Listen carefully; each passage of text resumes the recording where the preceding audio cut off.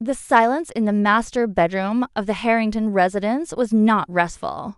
It was engineered. It was the silence of triple-pane glass, of perfectly balanced fixed systems, and of a marriage meticulously maintained in a state of controlled equilibrium. Lelia lay beside Marcus, her husband, the man whose professional life was literally dedicated to building structures that defied chance. Marcus, the acclaimed urban architect, was a masterpiece of masculine consistency, dependable, kind, and sleeping soundly on his side of the king-sized bed, his breathing a steady, reassuring metronome. He was, Lelia often thought, the living embodiment of certainty. On the nightstand, the glow of the digital clock read to 17 a.m. Lelia couldn't sleep.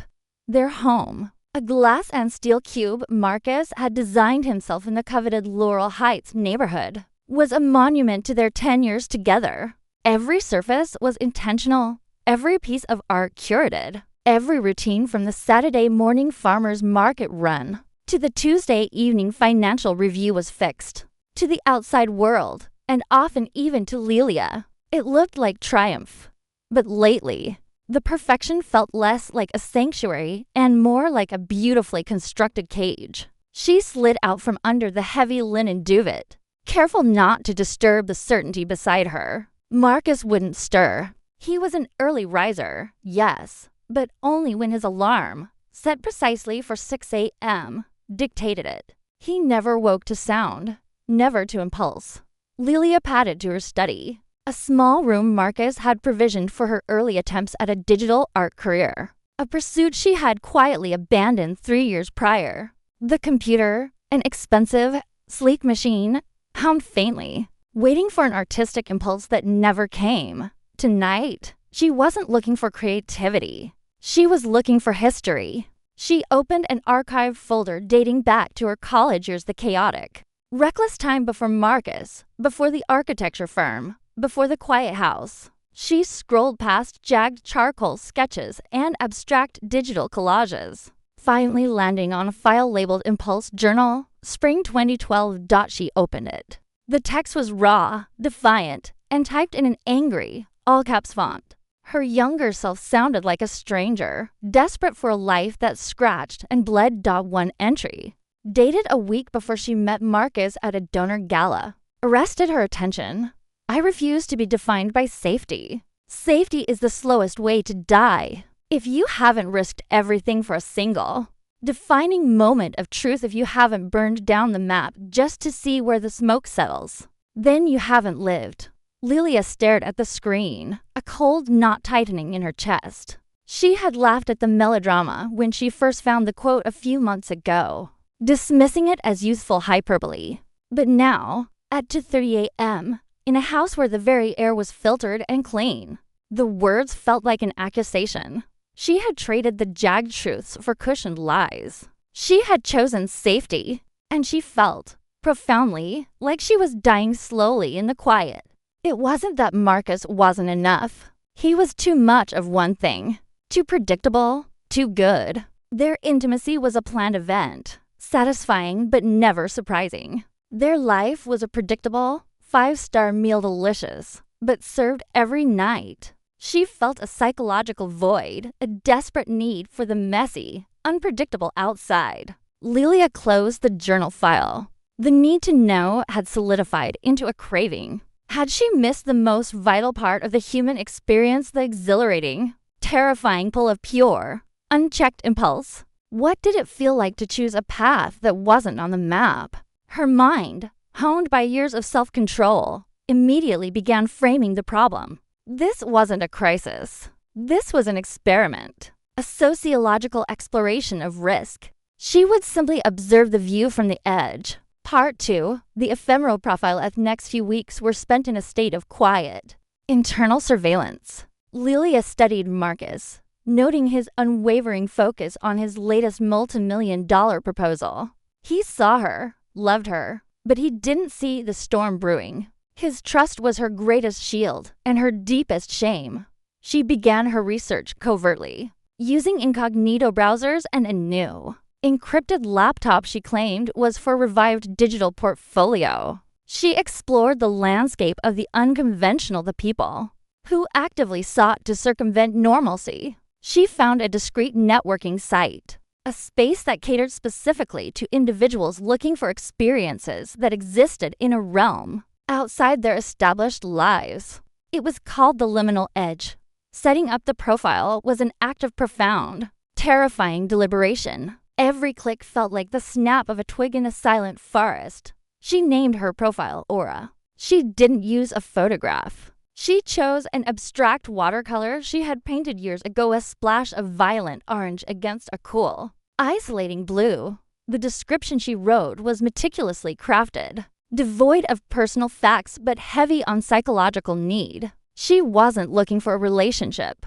She was looking for a catalyst. Aura, seeking clarity through contrast. I exist in a structured, permanent world, and I require a brief, temporary exposure to pure, unfiltered impulse. I am searching for the physical embodiment of the unmapped life. No history, no future, just the immediacy of the present moment. She typed it. She reread it. It felt theatrical, almost a parody of a midlife crisis. Yet, it was brutally honest. She pressed submit.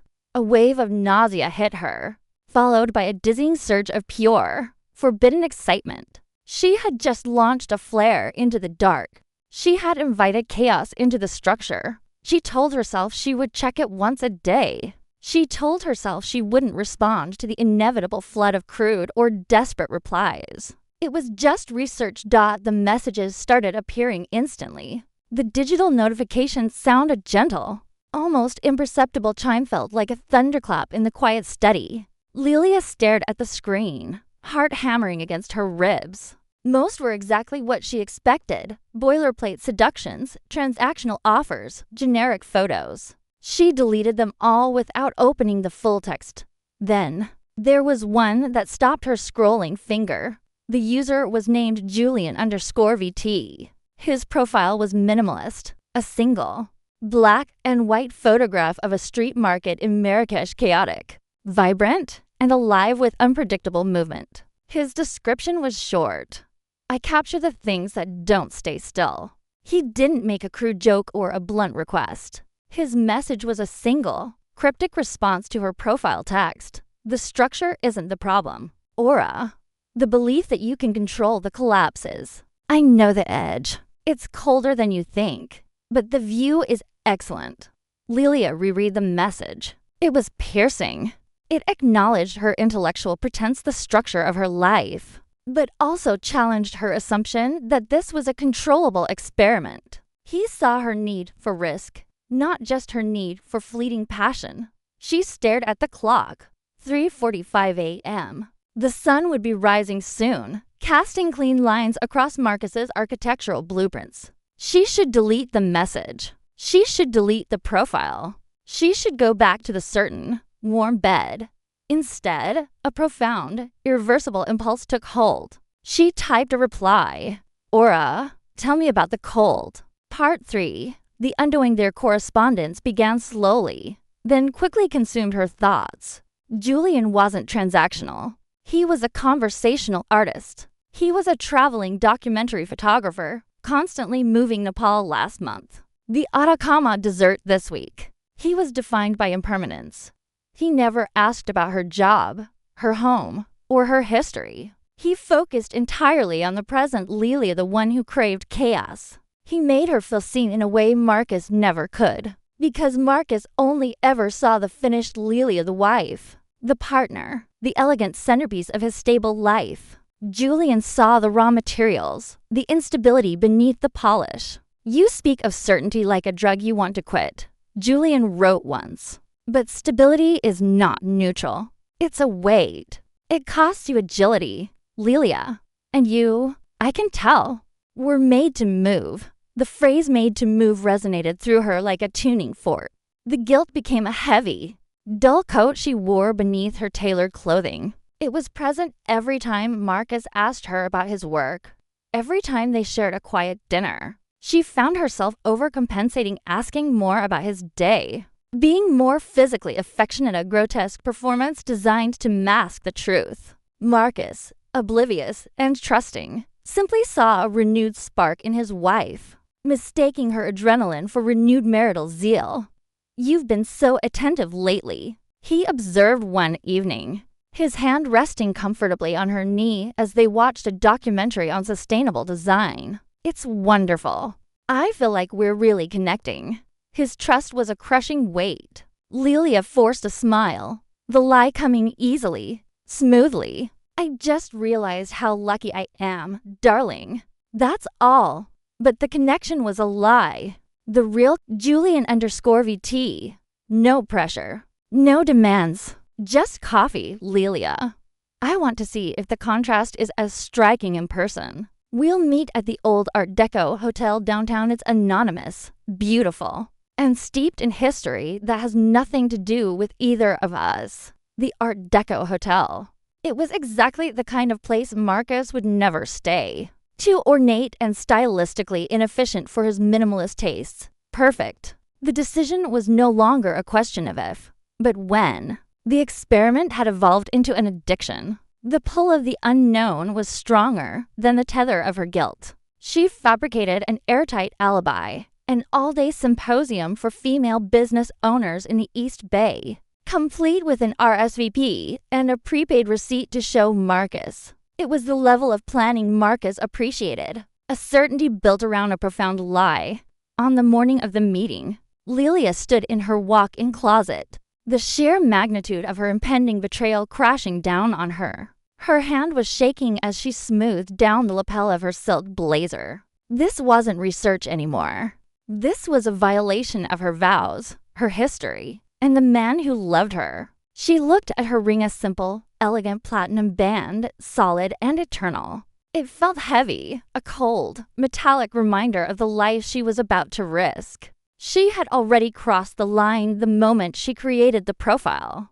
The meeting was merely the destination. The path was already chosen. She drove, the city blurring past her. She wasn't just escaping the neighborhood. She was escaping the gravitational pull of her marriage. Every mile was an increasing velocity toward her new, terrifying, temporary reality. Part 4. The view from the edge. Lily arrived at the Art Deco hotel precisely on time. Marcus had instilled in her a paralyzing sense of punctuality.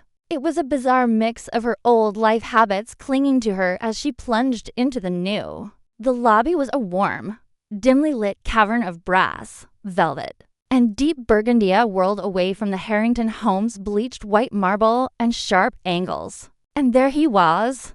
Julian was leaning against a fluted column, his face turned slightly toward the entrance. He was taller than she imagined, clad in clothes that looked comfortable, worn, and well-traveled. He wasn't overtly handsome. He possessed a compelling, lived-in energy. His eyes, the first thing she truly noticed, were sharp, intelligent, and seemed to measure the distance between them. He straightened immediately, his face breaking into a slow, genuine smile. "Aura," he said, his voice a low, resonant baritone, exactly matching the confidence in his writing.